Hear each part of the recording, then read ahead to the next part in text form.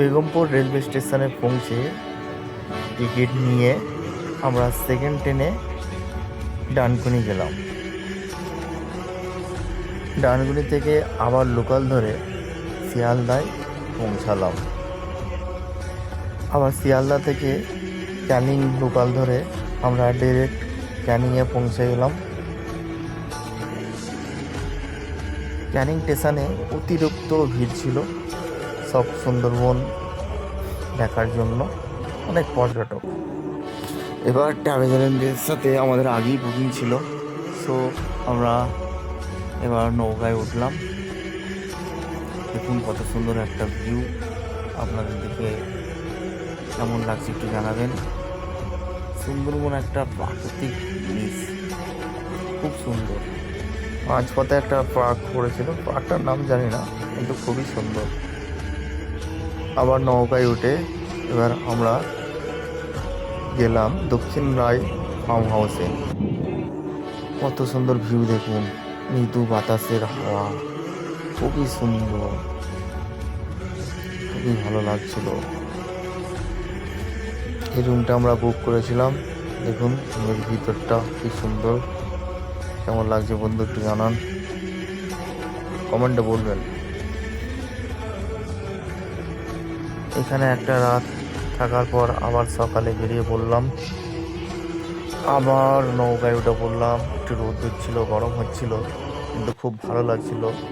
দেখুন কি ঠান্ডা জল, ওহো মজা এসে গেল।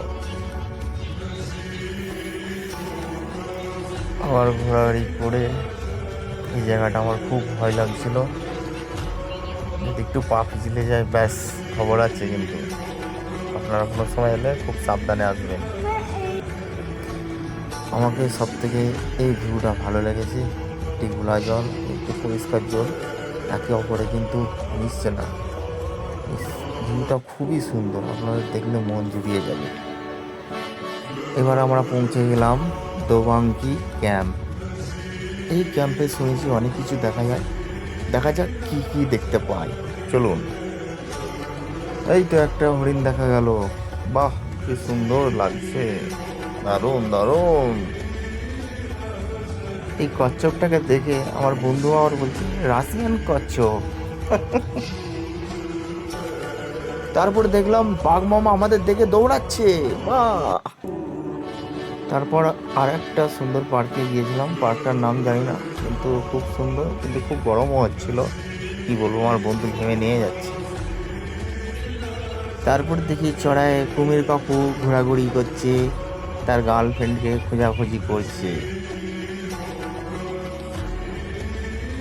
এই বোর্ডটা দেখছেন, এটা থাইল্যান্ড থেকে এসেছিল, তো কাগজপত্র পর্যাপ্ত ছিল না বলে একে সিজ করা হয়েছে। এটা সুন্দরবনের ফেমাস পাম কল। এটা আগে নাকি শোনা গেছে একদিক দিয়ে জল বেরোতো আর একদিক দিয়ে দুধ বেরোতো, খুবই আশ্চর্য জিনিস। বিকালের একটু ভিউটা দেখুন, কি সুন্দর লাগছে। আমাদের সঠিক ক্যামেরাম্যান নয়, তবুও আপনাদের সামনে তুলে ধরলাম, দেখে মজা পেয়ে যাবেন। দেখুন কি সুন্দর জায়গা। সুন্দরবন কি বলে, সুন্দর জন্যই সুন্দরবন বলে। এত ন্যারো রাস্তা দিয়ে যেতে খুবই ভয় করছিল, কিন্তু ফিলিংটা একটা আলাদা ছিল। আপনারা যখন যাবেন খুব ভালো লাগবে। এবার আমরা চলে এলাম বটখালি ফেরিঘাট। বাড়ি যাওয়ার পথে ঘোরা হয়ে গেল। এখান থেকে সোজা আবার ক্যানিংয়ে যাব, ক্যানিং থেকে লোকাল ধরে একদম শিয়ালদা।